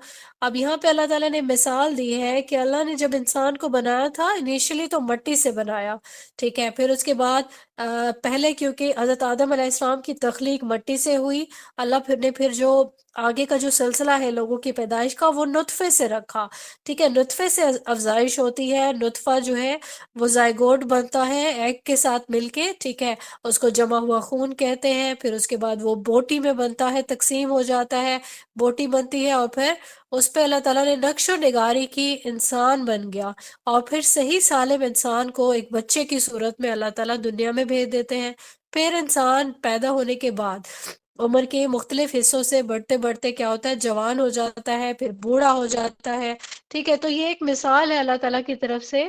اللہ اسی طریقے سے ایک مردہ بنجر زمین ہوتی ہے، کیسے اللہ پاک بارش برساتا ہے، اور پھر کیا ہوتا ہے، خوبصورت پودے پیدا ہو جاتے ہیں۔ تو یہ ساری چیزیں اگر اللہ تعالیٰ کر سکتے ہیں تو کسی مرے ہوئے انسان کو، مردہ کو، جو بالکل مٹی میں ذرہ ذرہ ہو گیا اس کو اٹھا لینا بھی اللہ کے لیے کوئی مسئلے والی بات نہیں ہے۔ اللہ کے لیے تو کچھ بھی مشکل نہیں ہے۔ آیت نمبر 6 میں ریئلائز کروایا جا رہا ہے کہ جو اللہ یہ سب کچھ کر سکتا ہے، انسان کو دوبارہ زندہ کرنے پر بھی وہ پورے طریقے سے قادر ہے۔ آیت نمبر 7 میں قیامت کا اور حساب کتاب کا تذکرہ ہے کہ قیامت آئے گی، حساب کتاب ہوگا۔ آیت نمبر 8 اور 9 میں جو لوگ اللہ تعالیٰ کی قدرت کے بارے میں جھگڑتے ہیں ان کے لیے دنیا میں بھی رسوائی ہے اور آخرت میں بھی ان کے لیے دردناک عذاب ہوگا۔ آیت نمبر 10 میں انسان کے لیے جو جنت اور جہنم کا جو ایک پورا ایک کیمسٹری بتا دی گئی ہے انسان کو کہ یہ چیزیں کرنی ہے جنت کے حصول کے لیے اور یہ جہنم کے لیے، تو یہاں پہ جو ریزلٹ ہے، جو بھی انسان کی کمائی ہے، ٹھیک ہے، اس کے بارے میں بتایا گیا ہے کہ یہ انسان اپنے ہاتھوں سے کما رہا ہے، کیونکہ اللہ کا جو فیصلہ ہے وہ عدل والا ہے، اللہ کسی پر بھی ظلم نہیں کرتا ہے۔ سورہ حج کا پہلا رکوع ہم نے مکمل کر لیا۔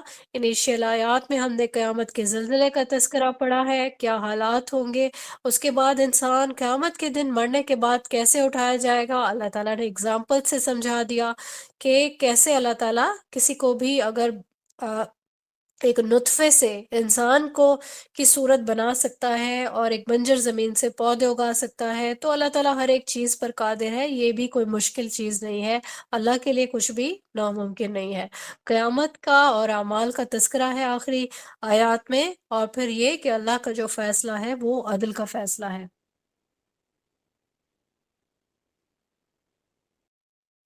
رکوع نمبر 2 ہے، 11 سے لے کے 22 تک کی آیات اس میں شامل ہیں۔ آیت نمبر 11 میں اللہ تعالیٰ نے انسان کی ایک نیچر بتائی ہے کہ کچھ انسان اللہ کی بندگی کرتے ہیں لیکن وہ رہتے بالکل کارنر پر ہے۔ کارنر مطلب سائڈز پہ رہتے ہیں، کناروں پر رہتے ہیں، اس لیے تاکہ جس طرف فائدہ نظر آ رہا ہے اس طرف آگے بڑھ جائیں۔ اچھا، اب جس طرف فائدہ نظر آ رہا ہے اس طرف آگے بڑھ جاتے ہیں، لیکن جہاں سیکریفائز کرنا پڑتا ہے، اللہ کے حقوق اور احکام اللہ تعالیٰ کے ماننے پڑتے ہیں، تو پھر وہ پیچھے ہٹ جاتے ہیں۔ ایسے لوگوں کے بارے میں فرمایا جا رہا ہے کہ یہ دنیا میں بھی خسارے میں ہے، آخرت میں بھی یہ خسارے میں ہی رہیں گے۔ آیت نمبر 13 میں اور 12 میں دیکھتے ہیں اللہ کے سوا جن کو لوگ معبود بنا رہے ہیں، مشرک لوگ، تو ان کے لیے یہ سب چیز نہ نفع کا باعث بن رہی ہے نہ نقصان کا، ٹھیک ہے، کیونکہ یہ لوگ کسی چیز پر ادراک رکھتے ہی نہیں ہے، یہ سراسر گمراہی اور نقصان میں لے کر جا رہی ہے۔ آیت نمبر 14 میں قیامت کے دن اللہ تعالیٰ مخلص لوگوں کو جنت میں داخل فرمائیں گے، تذکرہ کیا گیا ہے۔ اس کے بعد آیت نمبر 16 میں قرآن کریم کا ذکر ہے کہ قرآن کریم ہدایت ہے لوگوں کے لیے، لیکن یہاں پہ جسے اللہ چاہتا ہے وہ اسے ہی ہدایت ملتی ہے، یہ چیز ہمیں بتا دی گئی ہے۔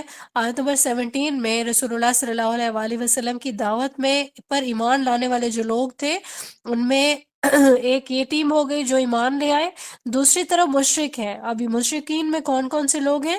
یہودی ہیں، عیسائی ہیں، مجوسی ہیں، یہ تذکرہ کیا گیا ہے۔ اور مجوسی کون ہوتے ہیں؟ جو آگ کی پرستش کرنے والے ہوتے ہیں۔ غرض یہ کہ یہ سب کے سب شرک کرنے والے لوگ ہیں، اللہ قیامت کے دن ان سب کے بارے میں اپنا فیصلہ فرما دے گا۔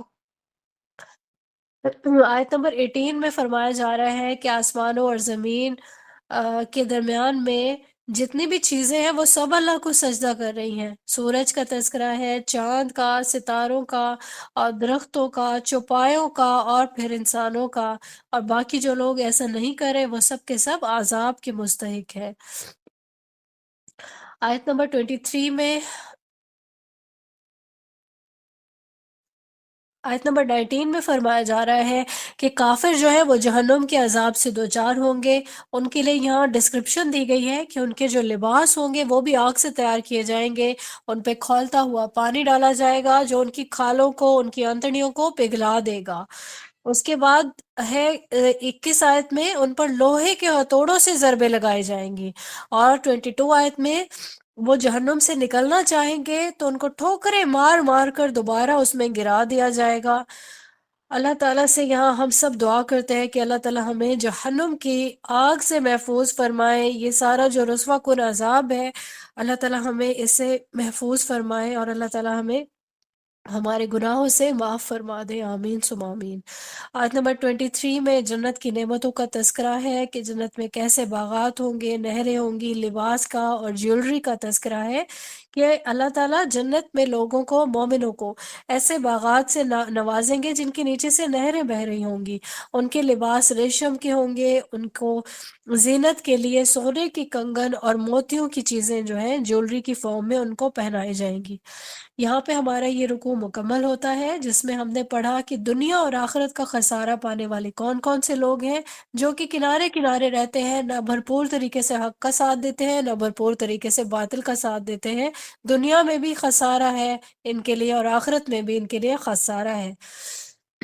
دوزخ کے جو لوگ ہیں اس کے بارے میں ہم نے دیکھا، ان کے لباس کیسے ہوں گے، آگ کے ہوں گے، ان کو کیسا عذاب دیا جائے گا۔ اس کے بعد ہم نے جنت کا تذکرہ پڑھا کہ جو مومن ہیں ان کو اللہ پاک کیسے نوازیں گے۔ اگلا رکوع نمبر 3 سٹارٹ ہوتا ہے، 25 سے لے کے 33 تک کی آیات اس میں شامل ہیں، اور اس میں دیکھتے ہیں کہ 25 آیت میں حرم کی جو سرزمین ہے اس کا تذکرہ ہے۔ اب یہ جو سرزمین ہے مسجد کی طرح سب کا حق ہے اس زمین پر، یعنی حرم کی جو زمین ہے وہ کسی کی بھی مالیت میں نہیں آتی ہے، کسی کی کسٹڈی نہیں ہے، بلکہ تمام مومنین کے لیے ہے۔ تو جو بھی لوگ حرم کی سرزمین کی طرف آتے ہیں، ٹھیک ہے، اور پھر وہ لوگ ہیں جو ان کے لیے رکاوٹ کا باعث بنتے ہیں، یا پھر یہاں پہ جو آداب رکھے گئے ہیں، کچھ آداب ہیں جو حرم کی زمین کے لیے فکس ہے۔ ہم قرآن کریم میں بھی دیکھتے ہیں یہاں پہ لڑائی جھگڑا اور جنگ وغیرہ جو ہے اس کو ممنوع قرار دیا تھا اللہ پاک نے۔ تو جو ان رولز کو ان کی خلاف ورزی کرے گا ان کو دردناک عذاب دیا جائے گا۔ اب یہاں پہ جو آداب ہیں وہ کون کون سے ہیں؟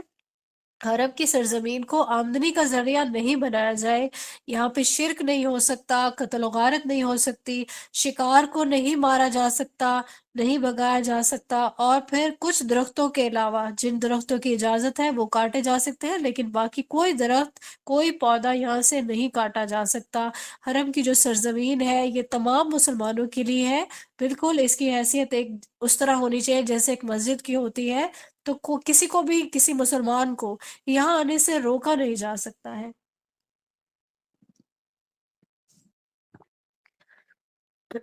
اس کے بعد ہم دیکھیں گے آیت نمبر 26 میں حضرت ابراہیم علیہ السلام کا تذکرہ سٹارٹ ہوتا ہے۔ حضرت ابراہیم علیہ السلام کو اللہ پاک نے حکم دیا کہ مسجد حرام میں طہارت کا اہتمام کرنا ہے، اس گھر کو شرک کی نجاست سے پاک رکھنا ہے۔ 27 آیت میں حضرت ابراہیم کو حکم دیا گیا تھا علیہ السلام، ان کو حج کے لیے جو ہے ادائیگی کے لیے لوگوں کو آپ نے پکارنا ہے، دنیا کے ہر کونے تک اس آواز کو پہنچائیں تاکہ ہر سال لوگ اپنی جو حج کی ادائیگی ہے وہ کریں، اور قیامت تک یہ سلسلہ جاری و ساری رہے گا۔ 28 آیت میں یوم النحر کا تذکرہ ہے، جس میں 10، 11 اور 12 ذوالحجہ یہ وہ تاریخیں ہیں جب اللہ کے نام کے لیے، اللہ کے لیے ذبیحہ کیا جاتا ہے۔ اب اس گوشت میں سے محتاجوں کا حصہ بھی رکھا جاتا ہے اور خود بھی کھایا جا سکتا ہے۔ آگے 29 جو آیت ہے، یہاں پہ قربانی کی جو عبادت ہے اس کا تذکرہ ہے۔ احرام جب حج مکمل ہو جاتا ہے تو احرام اتار دینا ہوتا ہے اور طواف زیارت کیا جاتا ہے، یہ بھی مناسک حج میں شامل ہے، ٹھیک ہے، احرام اتارنا ہے، غسل کرنا ہے اور طواف زیارت کرنا ہے۔ اس کے بعد آتا ہے 31 آیت، یہ حج کی عبادت کا حاصل کیا ہے؟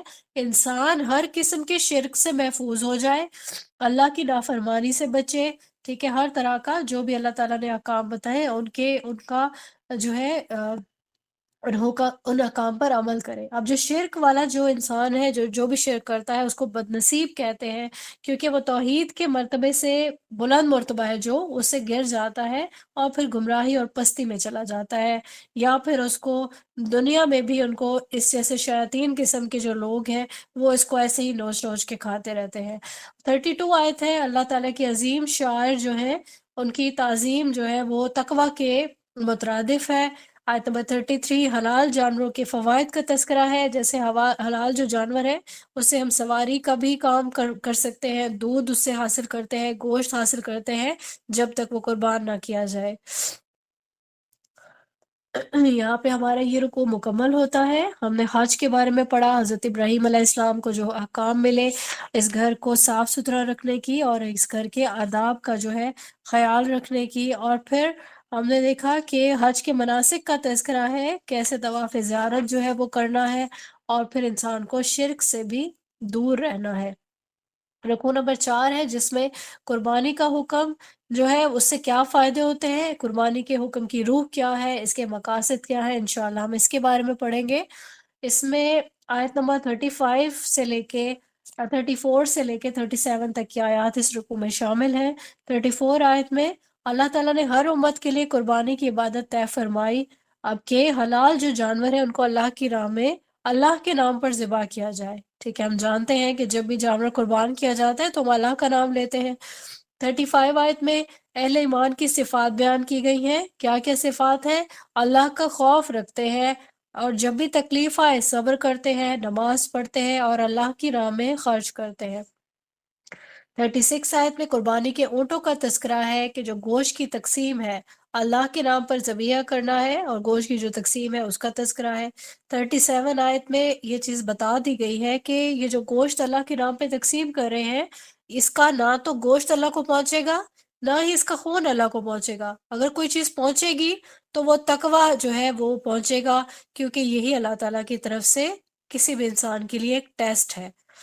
ہمارا یہ رکوع یہاں پہ مکمل ہوتا ہے۔ یہاں پہ ہم نے آج اس رکوع میں کیا کیا چیز پڑھی ہے؟ قربانی کا جو حکم ہے اور قربانی کی جو روح ہے اس کا کیا مقصد ہے، کیا مقصد ہے اس کا؟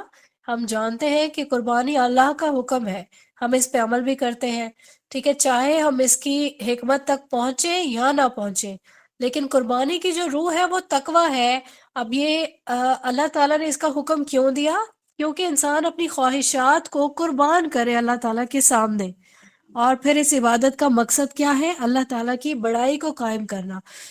ایک بہت امپورٹنٹ چیز ہے کہ جب بھی قربانی کے لیے ہم جانور قربان کرتے ہیں تو ہم زبان سے کہتے ہیں اللہ اکبر. تو یہاں پہ ہم نے احتساب کرنا ہے، ہر ایک نے انفرادی طور پر اور اجتماعی طور پر بھی، کہ ہم کہتے ہیں اللہ سب سے بڑا ہے. کیا واقعی ہماری زندگیوں میں اللہ سب سے بڑا ہے؟ کیا ہمارے سارے معاملات میں ہم اللہ تعالیٰ کے حکم کو مانتے ہیں؟ ہماری گھر کے جو قوانین ہیں کیا اسی اللہ کی مرضی سے چلتے ہیں، یا پھر ہمارے معاشرے کے قوانین اللہ کی مرضی سے چل رہے ہیں؟ ہمارے ملک کا جو قانون ہے کیا وہ اللہ کی مرضی سے چل رہا ہے؟ ٹھیک ہے، اگر تو ہم اس احتساب میں کامیاب نہیں ہوتے ہیں تو اس کا مطلب ہے کہ ہم صرف ایک جو قربانی ہے وہ صرف ایک فارمیلٹی پوری کرنے کے لیے کر رہے ہیں. ہمیں اس پہ ضرور کام کرنا چاہیے اور اس جدوجہد کا جو ہے حصہ ضرور بننا چاہیے.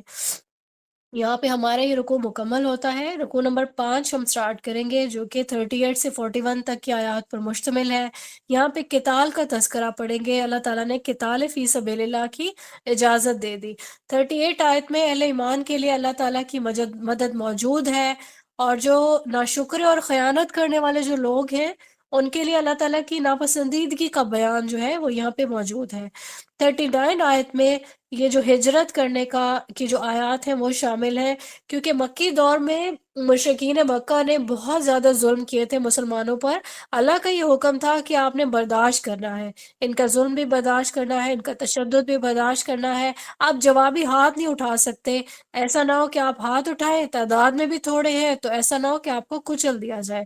تو اب جب یہ آیات آ رہی ہیں ان میں اللہ تعالیٰ نے مسلمانوں کو ظالموں کے خلاف جنگ کرنے کی اجازت دے دی. اب یہ وہ ظالم لوگ تھے، انہوں نے اس قدر ظلم کیا تھا مسلمانوں کو کہ یہ ہجرت پر مجبور ہو گئے تھے. اور پھر 40 آیت میں اللہ تعالیٰ کی طرف سے مسلمانوں کو فتح کی بشارت دی جا رہی ہے. 41 آیت میں ظلم کے خاتمے کے بعد اب یہاں یہ چیز اس کی بشارت میں شامل ہے کہ مسلمان اقتدار میں آ جائیں گے، اور پھر وہ کیا کریں گے؟ وہ نماز پڑھیں گے، وہ جب زکوٰۃ دیں گے تو پھر ایک بہت ہی بہترین نظام قائم ہو جائے گا جس سے برائیاں مٹتی چلی جائیں گی. تو یہ ہمارا رکوع یہاں پہ کمپلیٹ ہوتا ہے. 41 تک کی آیات ہم نے کمپلیٹ کی ہیں جس میں ہم نے قتال فی سبیل اللہ کی اجازت کے بارے میں پڑھا کہ اللہ تعالیٰ کی طرف سے اب مسلمانوں کو فتح کی بشارت دے دی گئی ہے. اگلا رکوع ہے رکوع نمبر 6 جس میں 42 سے لے کے 48 تک کی آیات شامل ہیں. 42 آیت میں قوموں کو ہلاک کر دیا گیا تھا ان کا تذکرہ موجود ہے. قوم نوح، قوم عاد، قوم سمود، ان کا تذکرہ ہے. اور پھر 43 آیت میں حضرت ابراہیم علیہ السلام جب آئے ان کا تذکرہ، اور قوم لوط، قوم مدین، اور پھر یہ بھی وہی لوگ تھے جنہوں نے رسولوں کو جھٹلایا، ان کی تکذیب کی. تو 45 اور 46 آیت پہ یہ چیز فرما دی گئی اللہ تعالیٰ کی طرف سے کہ اپنے ظلم کی وجہ سے یہ قومیں عبرت کا نشان بن گئی. اب ان کے بڑے بڑے محل مضبوط اور جو چٹانوں سے بنے گئے تھے محل وہ اب ویران پڑے ہوئے ہیں. ٹھیک ہے، یہ چیز اللہ تعالیٰ کی طرف سے ہے کہ عبرت کا یہ لوگ نشان بن گئے ہیں. 40 48 آیت پہ اللہ پاک نے تذکرہ کیا ہے کہ اللہ تعالیٰ کی طرف سے ان سب قوموں کو ڈھیل دے دی گئی، لیکن پھر کیا ہوا؟ اللہ نے اپنا وعدہ جو ہے وہ پورا کر دیا، اور سب لوگوں نے اللہ ہی کے پاس لوٹ کر جانا ہے. اب اس رکوع میں ہم نے یہ رکوع مکمل ہوتا ہے. 48 آیت تک ہم نے اس کو کمپلیٹ کیا ہے جس پہ ہم نے قوموں کا تذکرہ پڑھا ہے. اب یہاں پہ جو چلنے پھرنے والے لوگ ہیں زمین میں، ان لوگوں کے لیے یہ سارے نشانیاں ہیں کہ جتنی بھی قومیں جو رسولوں کو جھٹلانے کی وجہ سے، اللہ تعالیٰ کی توحید پر ایمان نہ لانے کی وجہ سے ہلاک ہو گئی تھی، تو زمین پہ چل پھر کے ان عبرت کے نشانوں کو انسان دیکھ سکتا ہے اور اللہ تعالیٰ کے پاس لوٹ کر جانے والے وقت کو یاد کر سکتا ہے، اور اسی طریقے سے تیاری بھی کر سکتا ہے.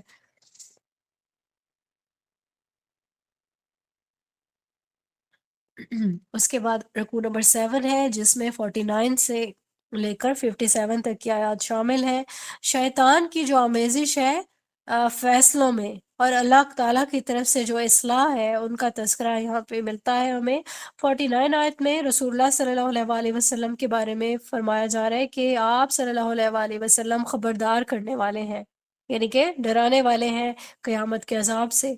50 آیت ہے جس میں ایمان والوں کے لیے بخشش ہے، موجود ہے اللہ تعالیٰ کے پاس، اس چیز کا تذکرہ کیا گیا ہے. 51 आयत में तौहीद की जो मुखालफत करने वाले हैं उनके लिए वईद है कि वो जहन्नुम में ही जाएंगे।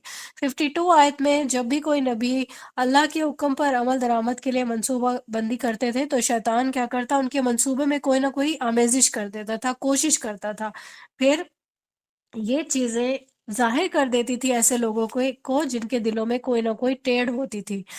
तो 53 आयत में अल्लाह ताला ने जो शैतान की आमेजिश है उसको मिटा के अपने हुक्म की सदाकत को साबित कर देने का बयान किया है, और जिससे सच्चे मोमिनों के ईमान में, उनके यकीन में इजाफा जो है वो हो जाता है, इस चीज़ का जिक्र है। अब जो दिलों में मर्ज पाए जाते हैं उसकी वजह से दिल सख्त हो जाते हैं और फिर इंसान जुल्म की कोई भी हद पार कर सकता है। अगली जो आयत है उनमें अहले ईमान को जन्नत मिलेगी और इस चीज़ का तज़किरा मिलता है, और शक व शुबहात में जो लोग पड़े रहते हैं उनके लिए रुस्वा कुन अज़ाब की वईद है। यहाँ पे हमने ये रुकू मुकम्मल किया जिसमें हमने अल्लाह की तरफ से इस्लाह की जो नेमत है उसके बारे में पढ़ा कि शैतान जो है वो आमेज़िश करता रहता है और मंसूबों में, लेकिन अल्लाह जो है इस शैतान की साजिश को मिटा देते हैं। अगला रुकू है रुकू नंबर 8 जिसमें 58 से लेके 64 तक की आयत शामिल है। इसमें हिजरत के बाद की आजमाइशों का तस्करा आता है। 58 और 59 आयत में जिक्र किया गया है कि दौरान सफ़र जब हिजरत कर रहा होगा इंसान अल्लाह ताला के हुक्म से, तो अगर वो शहीद हो जाता है या फौत हो जाता है तो उसके बावजूद वो मंजिल पे नहीं भी पहुंचा तो भी अल्लाह ताला उसको बेहतरीन ठिकाना और उम्दा रिज़्क अनायत फरमाएंगे। अब ये उम्दा ठिकाना क्या होगा? जन्नत की सूरत में, और जन्नत की नेमत उसका रिज़्क होगा। अब यहाँ ये भी बताया जा रहा है कि हिजरत के बाद भी इम्तिहान ख़त्म नहीं होंगे, कुफ़ार के साथ फिर भी जंगें भी होंगी, कभी इन जंगों में फ़तह होगी, कभी आर्ज़ी शिकस्त होगी, लेकिन अल्टीमेटली फ़तह जो है वो अहले हक़ की ही होगी। 61 आयत है जिसमें कायनात के निज़ाम का बयान है, अल्लाह ताला ने कैसे रात और दिन का उलट-फेर बनाया है, ठीक है, रात आती है, फिर उसके बाद चली जाती है तो दिन आ जाता है। 62 आयत में अल्लाह की ज़ात बरहक है और बातिल माबूद की कोई हैसियत नहीं है, इस चीज़ का बयान है। 63 आयत में बारिश के बाद अल्लाह ताला कैसे सब्ज़े से हरियाली फरमा देते हैं, बंजर ज़मीन को आबाद कर देते हैं। 64 आयत है अल्लाह का तसर्रुफ़ बयान किया गया है कि पूरी ही कायनात का मालिक अल्लाह है। यहाँ पे ये रुकू मुकम्मल होता है। बेसिक जो है चीज़ें वो हमने हिजरत के बाद की आज़माइशों का तज़किरा पढ़ा है। लेकिन अगर कोई हिजरत करने में, मंजिल तक पहुंचने में भी कामयाब नहीं होता तो भी अल्लाह ताला ने उनके लिए जन्नत की बशारत रखी है। अगला रकू है रकू नंबर 9, अल्लाह ताला के एहसानात का तज़किरा है और बंदों की नाशुक्री का इसमें तज़किरा किया गया है। 65 आयत से लेकर 72 तक की आयत इसमें शामिल है। 65 आयत में फरमाया जा रहा है कि ज़मीन में मौजूद हर चीज़ और समंदरों में जो रवां-दवां कश्तियाँ हैं, ये इंसानों के फ़ायदे के लिए अल्लाह ताला ने बनाई हैं। जैसे अल्लाह ताला ने आसमान को बनाया, एक मज़बूत छत है और ये अल्लाह ही इसको थामे हुए है, हमें कोई पिलर्स तो नज़र नहीं आ रहे हैं ना? उसके बाद 66 आयत में अल्लाह ताला ने इंसानों की पैदाइश के बारे में फरमाया है कि अल्लाह ने ही उनको पैदा किया है, अल्लाह ने ही उनको ज़िंदगी दी है। उसके बाद मौत भी अल्लाह ही उनको देगा। 67 आयत है जिसमें कुर्बानी के तरीकों पर झगड़े का बयान है, क्योंकि हर उम्मत के पास अपनी-अपनी शरीयत थी तो कुर्बानी के तरीके भी डिफरेंट थे। अब यहाँ पे हमने पहले कुरान करीम की कुछ आयत में हम ये भी पढ़ेंगे कि कुर्बानी जो है कुछ उम्मतों की ऐसी होती कि उनको उसकी कबूलियत का भी इंसान को आइडिया हो जाता था। 72 आयत है जिसमें नाशुक्रे लोगों का बयान है कि कुछ लोग ऐसे हैं कि अल्लाह की आयत को सुनकर वो गुस्से में आ जाते हैं और क्या जो तिलावत कर रहे हैं उस उन पर हाथ उठाने लगते हैं। तो किस लिए करते हैं? क्योंकि उनको अल्लाह ताला की आयत सुनना नागवार गुजर रहा होता है। उनको यहाँ पे रियलाइज करवाया जा रहा है कि इनसे कहीं कहीं ज्यादा नागवार जहन्नुम की आग होगी जिसमें इन बदनसीबों को डाल दिया जाएगा।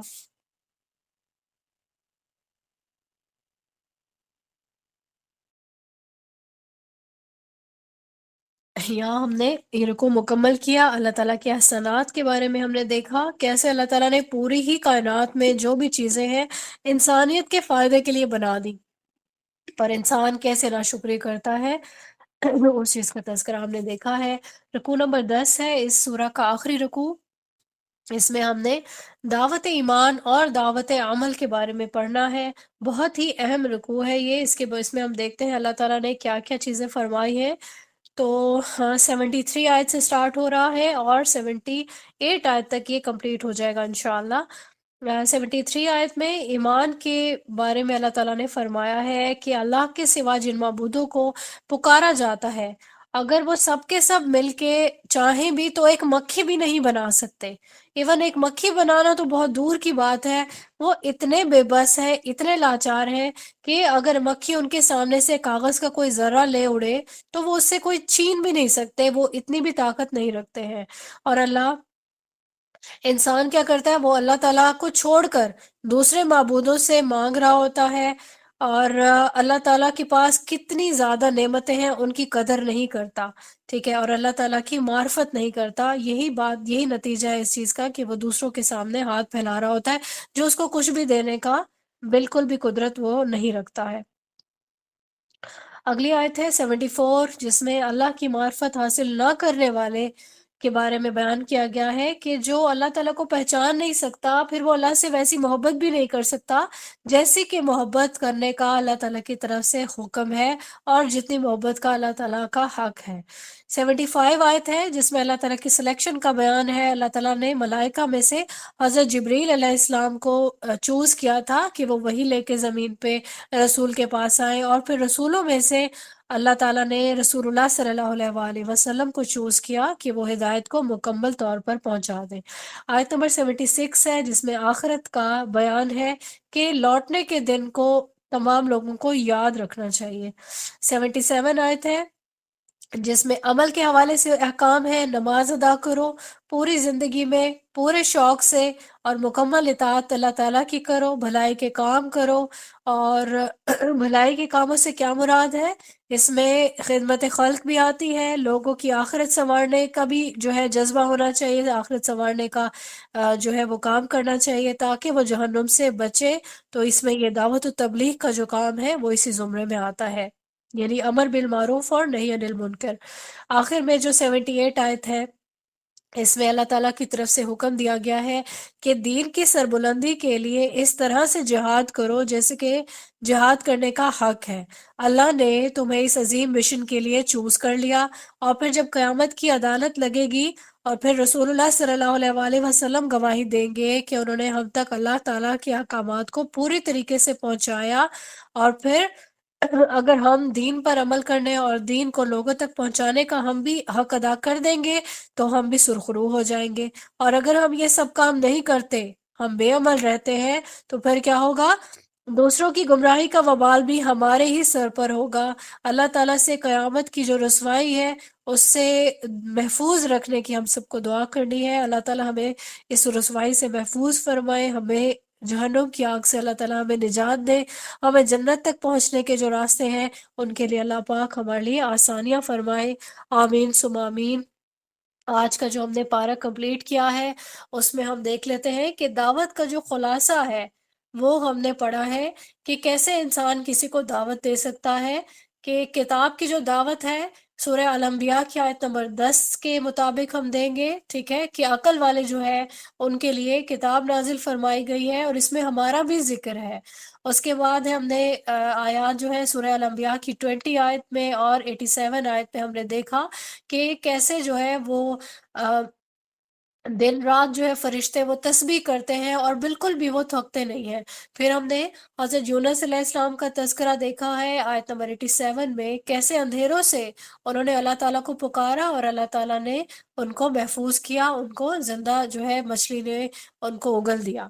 پھر ہم نے اللہ تعالیٰ کی جو توحید کی جو دعوت ہے اس کے بارے میں ہم نے پڑھا سورہ الانبیاء کی آیت نمبر 22 میں، کہ آسمان اور زمین میں کوئی اور معبود ہوتا تو پھر فساد برپا ہو جاتا۔ اس کے بعد ہم نے دیکھا آیت نمبر 25 سورہ الانبیاء کہ اللہ تعالیٰ نے رسول کو بھیجا، ان کے ساتھ وحی جو ہے ان پہ نازل کی گئی، اور یہ چیز کلیئرلی بتا دی گئی اللہ تعالیٰ کے علاوہ کوئی عبادت کے لائق نہیں ہے، معبود جو ہے وہ اللہ ہے۔ اس کے بعد ہم نے سورہ الانبیاء کی آیت نمبر 35 میں موت کے بارے میں دیکھا کہ ہر جاندار کو موت کا مزہ چکھنا ہے، جو لوٹائے جانے کا دن ہے اسے سب کو یاد رکھنا چاہیے۔ اس کے بعد 73 آیت میں ہم نے جو نماز کے لیے جو پابندی ہے اس کے بارے میں پڑھا ہے۔ اس کے بعد ہم نے سورہ الانبیاء کی 89 آیت میں اللہ تعالیٰ سے فریاد کرنے کی جو دعوت ہے اس کے بارے میں پڑھا ہے، کیسے حضرت زکریا علیہ السلام نے ایک انہونی چیز جو ہے وہ اللہ تعالیٰ سے مانگی، کہ انہوں نے کیا دعا کی تھی، اللہ تعالیٰ مجھے تنہا نہ چھوڑ، تو بہترین سب سے بہتر وارث ہے، اور اللہ نے ان کی جو دعا تھی وہ اس کو قبول فرمایا۔ سورہ الانبیاء کی آیت نمبر 99 اور 100 آیت میں ہم نے جہنم کی آگ سے بچنے کی دعوت کے بارے میں پڑھا۔ اس کے بعد ہم نے حصول جنت کی فکر کے بارے میں سورہ حج کی آیت ہے آیت نمبر 23 اس کے بارے میں پڑھا ہے، اور پھر شرک سے بچنے کے لیے ہم نے سورہ حج کی جو آیت ہے آیت نمبر 26، جب حضرت ابراہیم علیہ السلام نے اپنا جو ہے پورا ایک لاجیکل جو ہے ایک فیکٹرز بیان کیے، ہم نے وہ دیکھا کہ اللہ کے ساتھ کسی کو شریک نہیں کیا جا سکتا۔ پھر ہم نے مسجد کو پاک صاف رکھنے کی دعوت کا بیان پڑھا ہے سورہ حج کی آیت نمبر 26 میں۔ اللہ تعالیٰ کے جو شاعر ہیں ان کی تعظیم کی دعوت کا بیان 32 آیت میں دیکھا ہے۔ سورہ حج کی 34 آیت میں ہم نے تواضع اختیار کرنے کا حکم دیکھا ہے، ٹھیک ہے، کہ جو بھی تابع ہو جاتا ہے اللہ تعالیٰ کے ایک معبود کے، وہ عاجزی کرنے والا ہے، ان کے لیے بشارت ہے۔ اس کے بعد ہم نے تقوی کے بارے میں دیکھا، 37 آیت ہے سورہ حج کی، کہ انسان کا جو قربانی ہے گوشت کی، اس میں سے گوشت اللہ تعالیٰ کو نہیں پہنچتا نہ ہی خون، بلکہ تقوی اللہ تعالیٰ کو پہنچ جاتا ہے۔ آیت نمبر 41 میں ہم نے امر بالمعروف اور نہی عن المنکر کی دعوت کے بارے میں پڑھا، ٹھیک ہے، دین ہمارا اس سے مکمل ہو جاتا ہے، اور نمازوں کی پابندی ہے، زکوٰۃ ہے، اچھے کاموں کا حکم اور برے کاموں سے منع کرنے کا جو حکم ہے، یہ تمام ہماری بھی اسائنمنٹ میں شامل ہے۔ اس کے بعد ہے ایمان کی فکر کی دعوت، آیت نمبر 54 میں سورہ حج میں ہم نے دیکھا ہے، اور ظلم سے باز رہنے کی دعوت جو ہے اس کے بارے میں آیت نمبر 71 میں، آیت نمبر 48 میں بھی یہی بیان تھا، اور پھر طاغوت کی نفی آیت نمبر 73 آیت میں ملتی ہے۔ اللہ تعالیٰ کی عظمت کو پہچاننے کا جو حکم ہے وہ ہم نے دیکھا ہے آیت نمبر 75 میں، اور پھر نیکی کو اختیار کرنے کی جو دعوت ہے آیت نمبر 77 میں ملتی ہے۔ اللہ تعالیٰ سے دعا کیا کریں اپنے لیے بھی اور تمام مومنین کے لیے بھی، کہ سب سے پہلے تو ہم ان تمام باتوں پہ عمل کریں، اللہ تعالیٰ ہمیں توفیق دے، ہم بہترین داعی بن جائیں، داعیہ بن جائیں۔ پہلے تو خود عمل کریں، اور پھر ان سب کاموں کو، جو چیزیں ہم نے پڑھ لی، ان کو آگے پھیلانے والے بھی بن جائیں۔ ہمارا خاتمہ اللہ تعالیٰ ایمان پر فرمائے، اور جنت جیسی نعمت اللہ تعالیٰ ہمیں بھی عنایت فرمائے، آمین ثم آمین۔ وآخر الدعوانا ان الحمد للہ رب العالمین۔ سبحانک اللہم و بحمدک، نشہد ان لا الہ الا